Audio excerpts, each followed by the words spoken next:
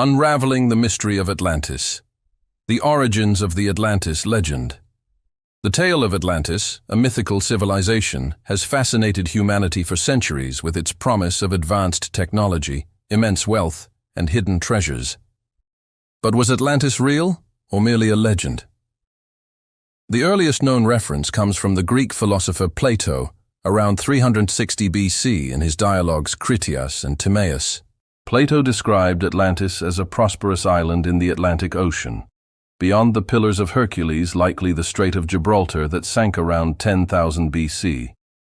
He likely learned of this from Solon, an Athenian philosopher who, around 600 BC, heard of a great civilization from Egyptian priests, existing 9,000 years prior.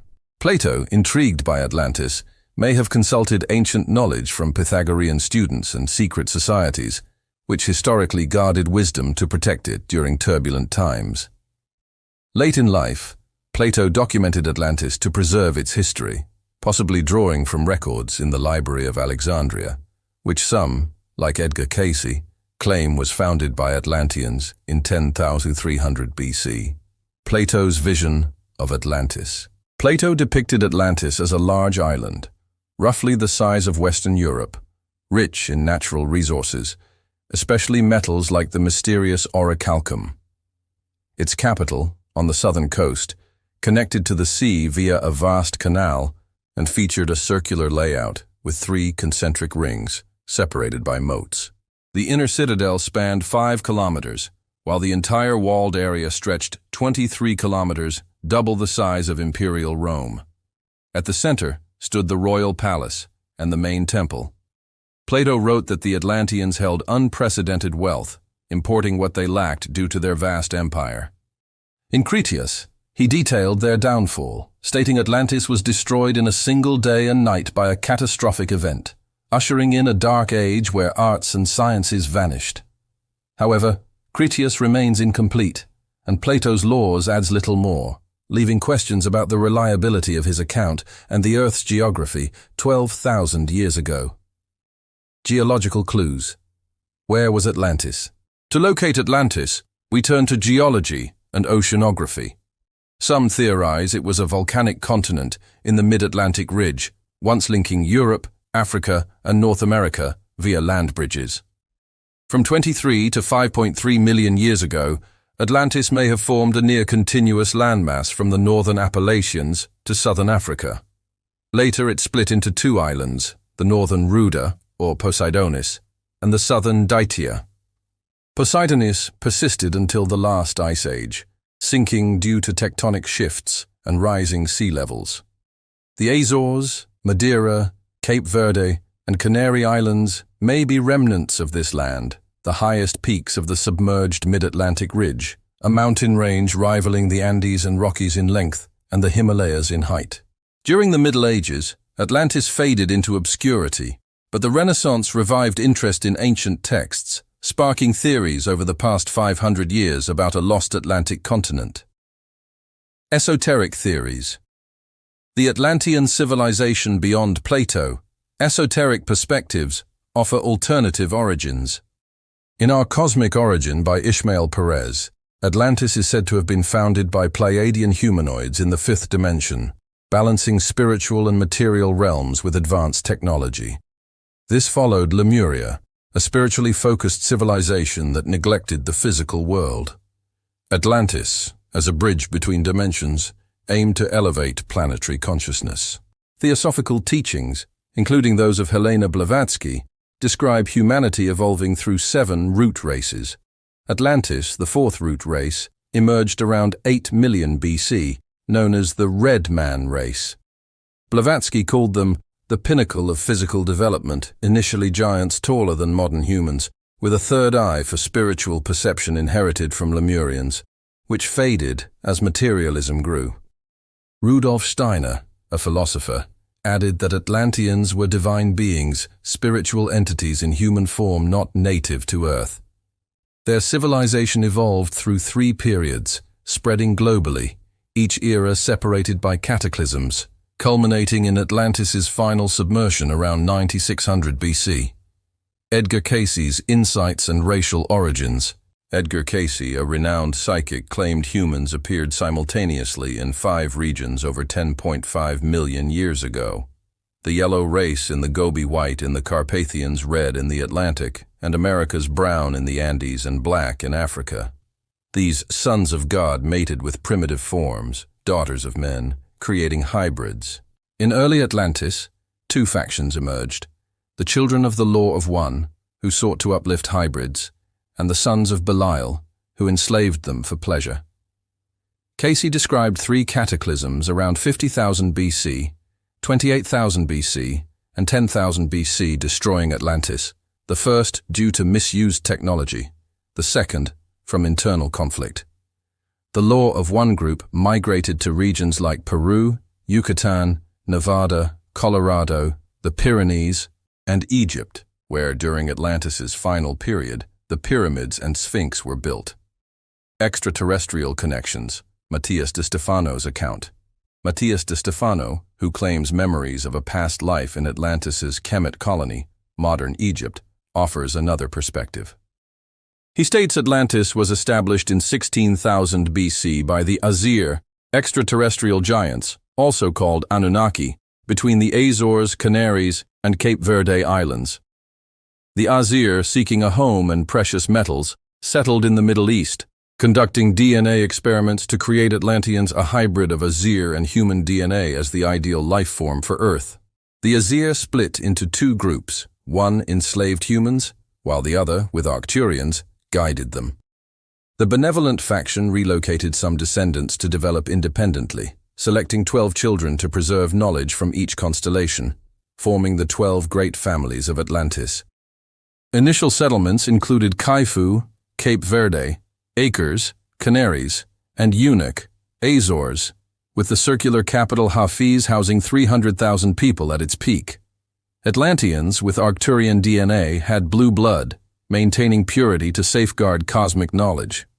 Unlike the inward-focused Lemurians, Atlanteans emphasized the material world, mastering sound and vibration to influence reality. The advanced technologies and fall of Atlantis, the balanced beginnings of Atlantean society. The Atlanteans inherited spiritual wisdom from Lemuria, a civilization rooted in harmony, freedom, and the divine feminine, often seen as the motherland of Atlantean colonies. For millennia, early Atlanteans maintained a balance between spiritual and material realms, achieving remarkable technological advancements while honoring celestial principles. Edgar Cayce described these early Atlanteans as intuitive thinkers with access to past and future insights, a skill nurtured by developing the right brain in children. Infants, still connected to the spiritual realm and reliant on non-verbal senses, were taught to harness psychic abilities, a practice adults continued through disciplined mental training. Living in close harmony with nature further preserved these abilities, fostering a society that valued intuition and psychic connection. Harnessing life force. Atlantean technology. The Atlanteans mastered the manipulation of life force, known as prana, mana, or vril, a universal energy inherent in all living things, manifesting through growth and germination. Austrian occultist Rudolf Steiner noted that Atlanteans were the first to convert this life force into technological applications, enabling feats often perceived as miraculous. With this energy, they controlled time, manipulated matter, defied gravity, and powered mechanical devices, creating a technology distinct from ours, but superior in many ways. Their lush landscapes remained unspoiled by modern infrastructure, like highways or railways, allowing them to thrive without depleting resources or polluting the environment. Edgar Cayce's readings highlight their use of energy sources like the Great Crystal, sound, and atomic splitting. The Twawi stone, an early crystal, amplified sunlight through its 6 facets to enhance meditation, spiritual communication, and contemplation. Over time, as materialism grew, priests developed the Great Crystal, a powerful tool that magnified and directed energy from infinite sources. Placed atop a solar transducer building, this precision-cut quartz crystal-focused sunlight, much like modern parabolic mirrors under a movable dome to regulate light exposure. Lined with a non-conductive material akin to asbestos, The building housed a central power plant that overcame gravity, transmitting energy wirelessly via beams to receptor crystals. These receptors powered electric or thermal engines in vehicles and other devices, showcasing the Atlanteans' advanced energy systems, which also drew from the sun, stars, the Earth's magnetic field, and sound. Casey noted their ability to travel through air, water, and underwater, as well as transmit voices over long distances and harness laser-like technologies. The Bermuda Triangle connection. Some speculate that remnants of Atlantean technology, like a submerged crystal, might explain Bermuda Triangle phenomena, where ships and planes have vanished without a trace. Pilots sometimes report engine failures, counterclockwise spinning compasses, erratic navigation equipment, and sudden thick fog. A hidden crystal capturing and transmitting solar energy could theoretically disrupt vehicles passing overhead, though this remains unproven. The downfall of Atlantis. Despite their advancements, the Atlanteans' balance faltered. Sources consistently describe a societal split. One faction pursued global dominance, misusing technology and triggering a cataclysm, possibly a pole shift, or self-directed energy weapons that sank the continent. Esoteric traditions mark this as the Fall, a period when humanity lost its energy mastery, plunging into a dark age of consciousness. Atlantis remains a symbol of occult and esoteric knowledge, having thrived by harnessing life force in alignment with Lemurian principles. However, their technological hubris led to their extinction, leaving us to ponder whether their demise was a random natural disaster or a self-inflicted catastrophe. The rise and fall of Atlantis, Atlantean technology and spiritual practices. The Atlanteans developed advanced technology by harnessing universal energy, creating devices to transmit information and power globally. These innovations enabled healing, body regeneration, and interdimensional communication. Their architecture reflected sacred geometry, with homes built in circular or octagonal shapes to harmonize with the universe's energy, believed to benefit the spirit. Theosophist Scott Elliott described their temples as massive, pyramid-shaped structures, far larger than Egypt's great halls, designed to channel cosmic energy. Atop these temples, they placed powerful quartz crystals to amplify energy, creating spaces for meditation, regeneration, and recharging. To access energy portals, initiates use the Ankh, a mineral key shaped like a human body. When chanted with, the Ankh resonated with dual energy flows, positive and negative, forming an elliptical neutral point akin to chakra energy movement in the body. Edgar Cayce noted that during spiritual ascension, Atlanteans wore pale green robes, progressing to light blue and finally white for the highest orders, with dark blue dresses passed down among sages. Healers wore headbands silver for mental healing, orichalcum for physical medicine or surgery. Orichalcum, a mysterious Atlantean metal, was described by Plato as a sparkling golden metal, possibly an alloy of gold and copper or meteoric iron, referenced 600 years earlier by Homer in the hymn to Aphrodite. The Bermuda Triangle hypothesis. Some theorize the Atlanteans attempted to build an interdimensional portal in the Bermuda Triangle to access other dimensions, potentially explaining the area's mysterious disappearances and communication issues. Portals, seen as gateways to other times and dimensions, may have been mishandled due to a lack of understanding of their power, contributing to their downfall, similar to the abandoned Montauk project, where scientists lost control of experimental technologies. The decline of Atlantis. Atlantis thrived for millennia, balancing spirituality and technology, rooted in Lemurian principles of harmony and oneness. This made them susceptible to dark alien influences, such as the draconian Martians who manipulated them. A division emerged between the children of light and the children of darkness, or Belial, per Cayce, leading to wars with other civilizations. The light group, foreseeing Atlantis's end, migrated to colonies in Peru, Yucatan, Nevada, Colorado, the Pyrenees, and Egypt, preparing new lands for settlement. The cataclysmic fall Atlantis faced 3 destructions, the final one around 12,000 years ago ending the civilization. Scientific theories suggest a massive shock around 10,000 BC shifted the planet's axis, destabilizing its molten core. This caused the Earth's crust to crack, with magma erupting, melting land masses, and triggering earthquakes, volcanic eruptions, and floods potentially exterminating species across regions like Patagonia, Brazil, Peru, and North America.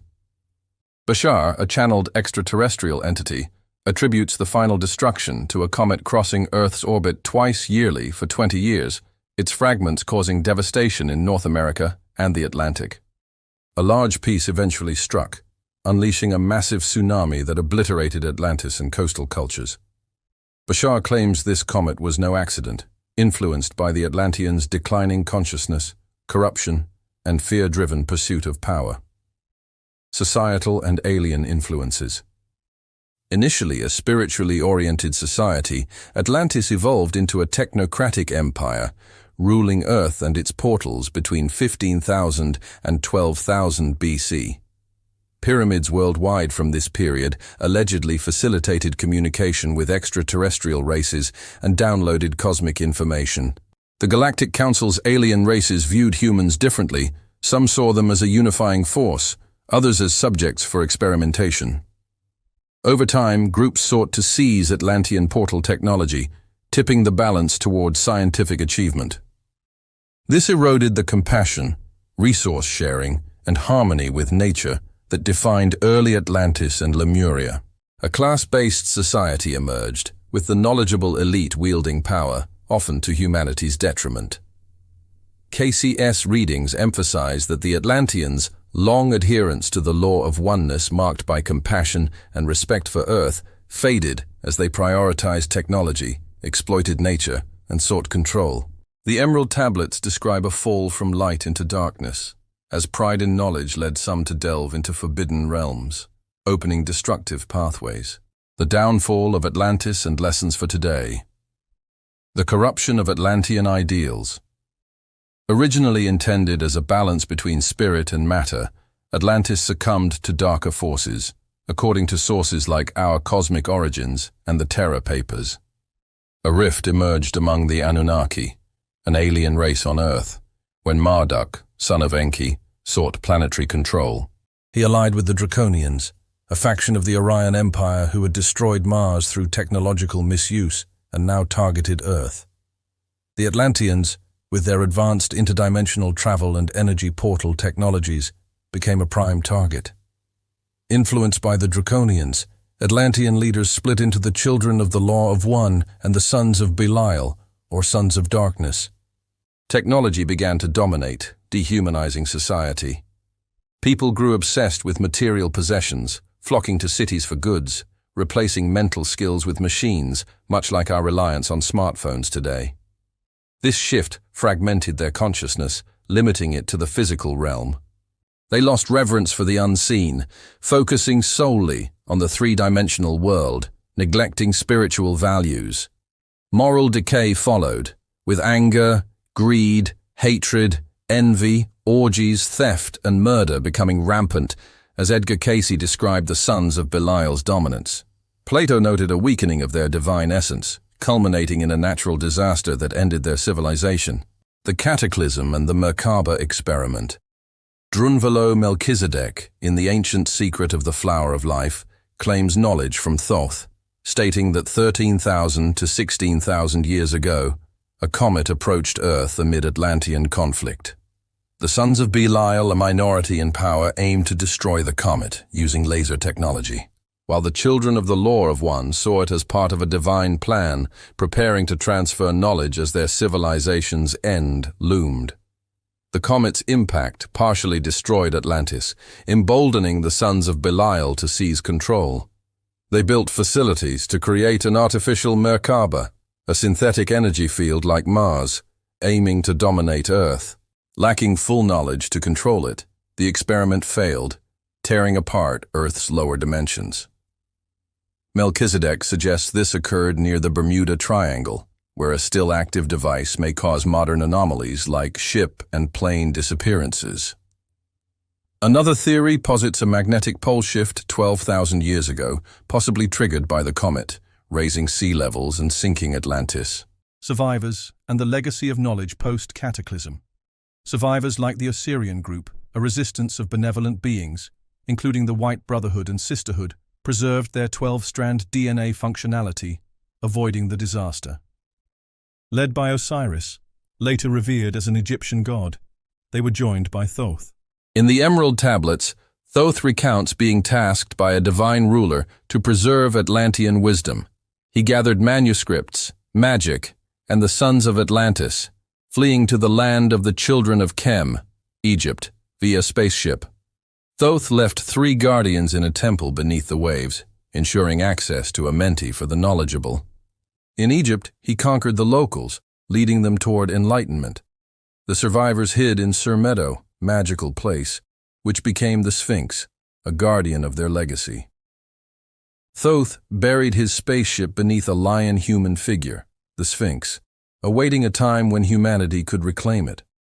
He built a pyramid as a key to this wisdom, with passages leading to life's secrets, accessible via the Key of the Week. Parallels to modern civilization. The decline of Atlantis mirrors modern challenges. Like the Atlanteans, today's society often prioritizes personal wealth and power, especially in technologically advanced nations, where scientific materialism overshadows spiritual connection and moral codes. Crime and immorality persist, echoing Atlantis's final days. As we advance artificial intelligence and wield destructive weapons, we risk a similar fate.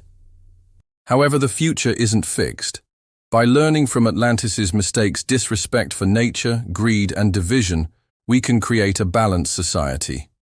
Technology and wisdom can coexist harmoniously, fostering a world free of oppression, hatred, and violence, ensuring we don't repeat their catastrophic end. The search for Atlantis and Plato's legacy. The enigma of Atlantis. For centuries, Plato's accounts of Atlantis in Timaeus and Critias have intrigued researchers. Was Atlantis a real civilization, or a fictional allegory warning against pride and hubris? If real, how could a maritime empire powerful enough to challenge ancient Greece vanish in a single day and night, as Plato claimed? Why is Plato's text the only ancient record of Atlantis, and where was its island capital located? These questions have driven geological exploration from Morocco to Indonesia, Bolivia to the North Sea, and the Mediterranean to the Sahara. Many scholars view Plato's narrative as fiction, a cautionary tale about national arrogance, but his detailed descriptions and historical references suggest otherwise. Plato, a real philosopher, and his teacher Socrates, a historical figure, often wove real-world events into their dialogues, lending credibility to the idea that Atlantis may have existed. The discovery of Troy. A precedent for Atlantis. The modern search for Atlantis gained momentum after the 1868 discovery of Troy by Heinrich Schliemann. For centuries, scholars dismissed Homer's Iliad, written 500 years before Plato, as fiction, believing Troy to be a myth. Schliemann, however, used Homer's geographic markers to locate the city, proving its existence and suggesting that ancient texts might blend fact with fiction. This breakthrough inspired explorers to apply the same method to Plato's Atlantis, identifying geological and geographic clues in his texts to pinpoint its location. Plato's description, fiction or fact. Plato's Atlantis wasn't a utopia, but a militaristic empire that warred with prehistoric Athens, which ultimately defeated it. His detailed account, lacking narrative elements typical of a moral fable, includes specifics unrelated to a lesson on hubris, such as the structure of its port city.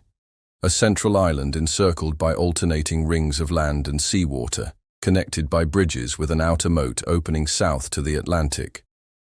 Geologists recognize this as the natural shape of an island formed by an undersea volcanic eruption, later eroded. Plato claimed this information came from Egyptian priests via Solon, a real Athenian legislator around 600 BC, adding historical weight. References to gods and god-human hybrids, often cited as proof of fiction, appear in other ancient cultures' histories, suggesting a shared tradition rather than pure invention. Santorini. A possible candidate. The Greek island of Santorini, home to the Minoan civilization, is a leading candidate for Atlantis. In 1913 and 1917, researchers Katie Frost and S. Bulk proposed that Santorini's history might align with Atlantis's catastrophic demise. Archaeological evidence reveals the Minoans' advanced civil engineering, plumbing, airflow management, multi-story buildings, and earthquake-resistant designs, indicating a maritime power capable of rivaling ancient Greece, as Plato described. A volcanic eruption in the 2nd millennium BCE devastated Santorini, burying the city of Akrotiri. However, discrepancies exist. Santorini's concentric layout isn't clear. Crete was the regional power center, and Santorini didn't sink into the Atlantic, but was buried in the Aegean. Additionally, its timeline and location don't match Plato's, who placed Atlantis beyond the Pillars of Hercules, Strait of Gibraltar, west of Spain, and northwest Africa. Other potential locations. Plato's clues Atlantis as a landmass larger than modern Libya, west of the Pillars of Hercules, point to the North Atlantic. Submerged cities off Cuba, Malta, Japan's Yonaguni-jima, and India's Gulf of Cambay, dated to 10,000 years ago, prove ancient civilizations existed, but their locations don't align with Plato's geography. A naval attack on Athens from Cuba or Bolivia seems implausible. In Mauritania, the Richat structure, Eye of Africa, shows concentric rims and troughs resembling Atlantis's capital, with a 23.5-kilometer outer ring matching Plato's measurements. Features like white, red and black stone, saltwater and freshwater springs, elephant remains, and nearby mountains align with Plato's description. However, the structure's larger size, 35-50 kilometers, southwest orientation, not north-south as Plato stated, and lack of navigable barriers or megalithic remains raise doubts. In southern Spain, Richard Freund's team at Doñana found circular patterns and methane layers beneath mudflats, suggesting a catastrophic burial of life. At Cancha-Roana, 200-kilometer inland, a shrine with gold, silver, and bronze vestiges reflects Plato's description of Atlantis's metal industry. Carvings, including a warrior and a map-like depiction of Atlantis, strengthen the connection, but further excavation is needed. The Younger Dryas and Global Cataclysm. Plato's account of Atlantis's destruction aligns with the Younger Dryas period, 12,800 to 11,600 years ago, marked by a global cataclysm. Scientists like Richard Firestone, Albert Goodyear, and James Kennedy propose that fragments of a massive asteroid, the Clovis comet, impacted Earth, triggering sky fires, tsunamis, and a dust pall that plunged the northern hemisphere into a severe ice age. This event extincted 70% of North America's megafauna, woolly rhinos, mammoths, mastodons, and species in South America and Africa, nearly wiping out humanity. A 31-kilometer crater beneath Greenland's Hiawatha Glacier may date to this period. Such a cataclysm explains submerged cities worldwide and Atlantis's sudden disappearance under seismic disturbances and waves, as Plato described. Why Atlantis matters. The search for Atlantis isn't just about locating a lost city, it's about validating Plato's broader teachings. In Timaeus and Critias, Plato drew from three sources: logical observation, what he called philosophy, akin to science; altered states of consciousness via the Eleusinian mysteries, psychedelic kykeon; and ancient Egyptian priestly knowledge relayed through Solon. From logic, Plato proposed a conscious, holographic universe, a fractal expression of a primordial intelligence field, where humans exist as spiritual beings to learn love, harmony, and wisdom through free choice. He believed we pre-existed as light beings, our earthly journey a process of remembering, and that fear, especially of death, hinders our growth. In altered states, Plato deepened this view, teaching that we must shed heavy emotions, anger, rage, hatred, to live fully, and that consciousness persists after death, processing unresolved emotions before returning to oneness, guided by spirit beings or ancestors.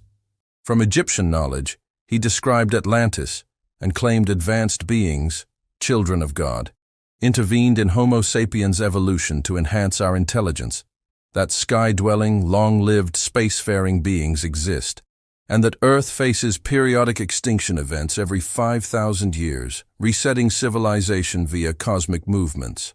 Plato's narrative, fact, fiction, or both.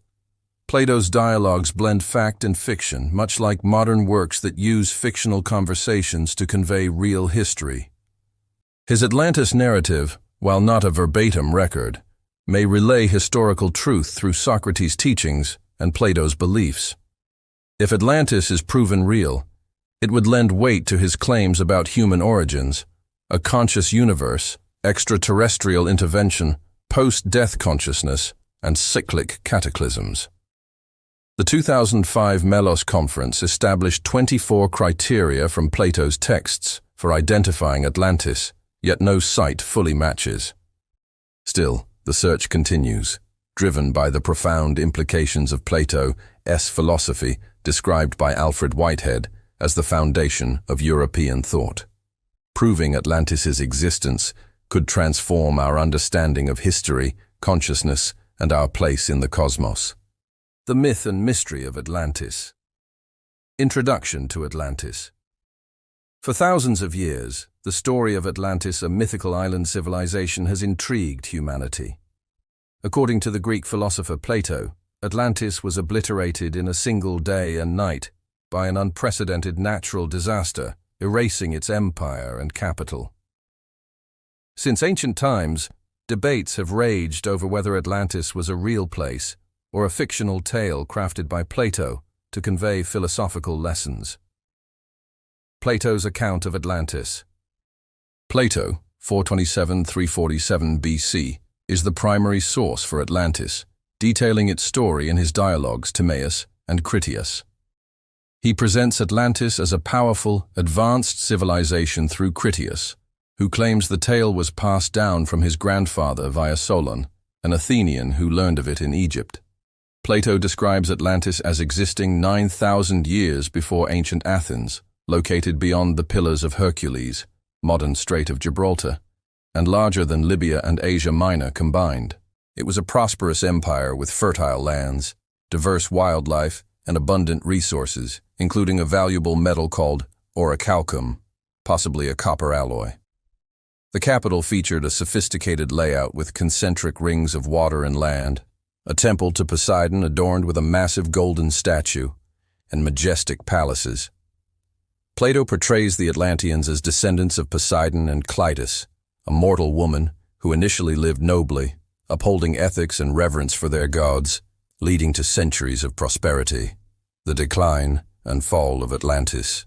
Over time, the Atlanteans' moral compass eroded, replaced by greed and ambition.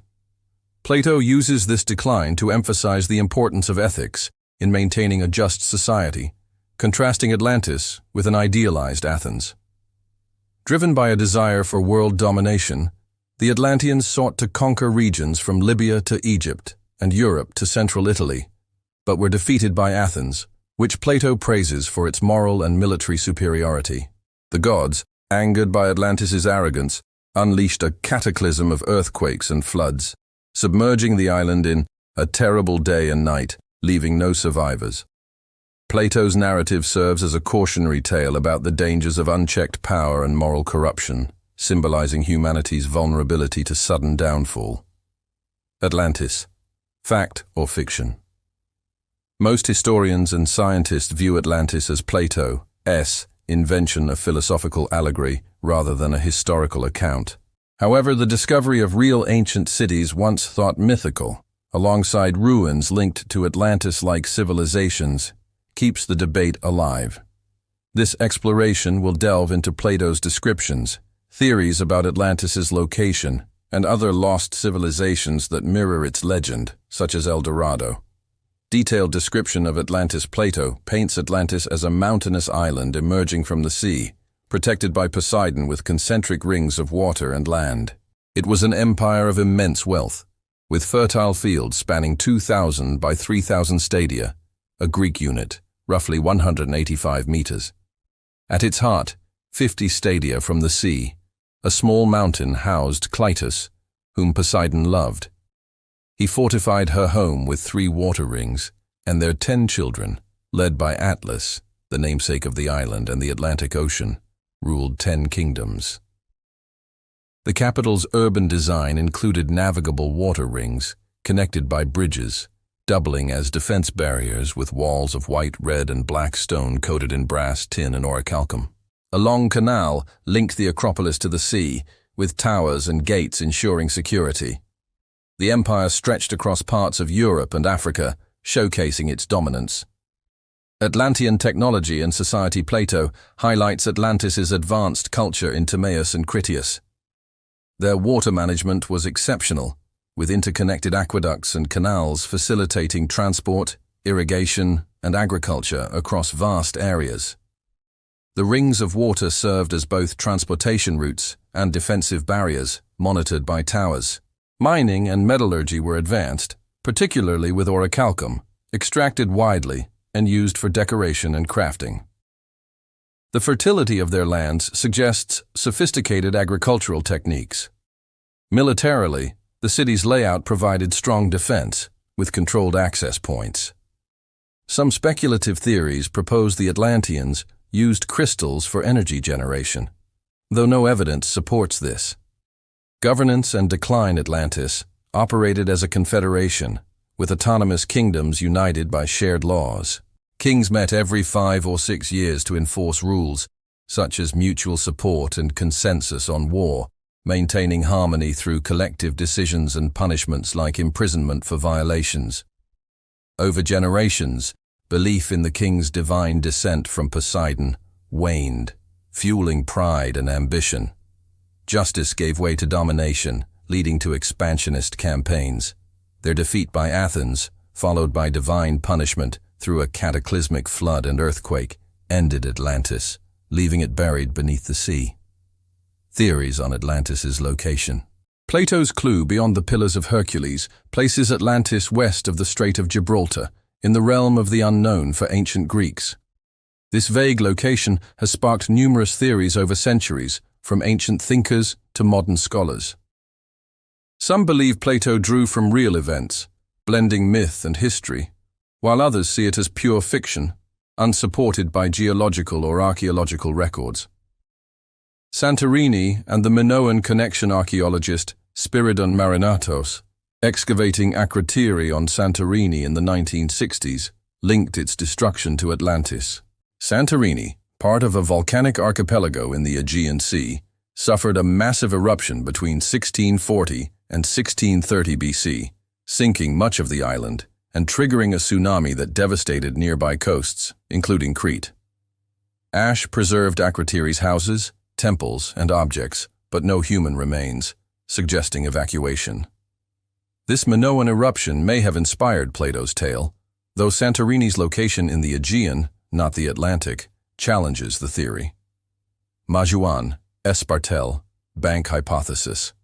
French geologist Jacques Collina-Girard proposed in 2001 that the Magellan Bank, a submerged island 56 meters underwater near Cape Spartel, southwest of Morocco, could be Atlantis.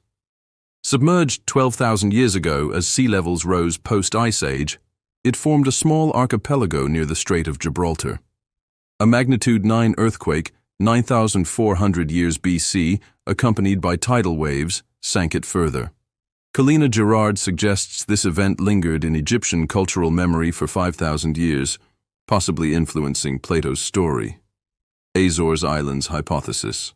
The Azores, a volcanic archipelago west of Portugal, have been proposed as Atlantis's remnants since Ignatius L. Donnelly's 1882 book Atlantis, the Antediluvian World.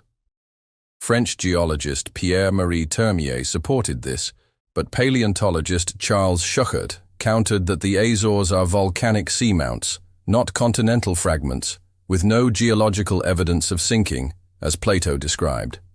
Samples from the surrounding plateau show stability for millions of years, ruling out the Azores. Canary Islands, Madeira, and Cape Verde hypothesis. Scholars like Jean-Baptiste Bory de Saint-Vincent, 18th century, and Louis Spence, 19th-20th centuries, suggested the Canary Islands, Madeira, and Cape Verde as Atlantis remains due to their Atlantic location near the Strait of Gibraltar. However, Geological studies show these islands have been rising for 4 million years, not sinking, contradicting Plato's account and lacking scientific support. Yonaguni structures, Japan. Discovered in 1985 by diver Kihachiro Aratake, the Yonaguni structures off Japan are submerged stone formations resembling stairs, terraces, and platforms, sparking debate. Some, like marine geologist Misaki Kimura from Ryukyu University, argue their 90-degree angles and carvings suggest human intervention, potentially linking them to the ancient Mu civilization dating back 10,000 years. Others attribute the formations to natural erosion and earthquakes along a telluric fault, which can create regular fractures. No artifacts or tools have been found, and most scientists consider them natural, not artificial. Risha structure, Eye of the Sahara. The Risha structure in Mauritania's Sahara Desert, a 50-kilometer, 31-mile spiral formation visible from space, resembles Plato's concentric rings, earning it the nickname Eye of the Sahara. Initially thought to be a meteorite crater, this theory was dismissed due to the absence of impact materials, leaving its origin debated and its connection to Atlantis speculative.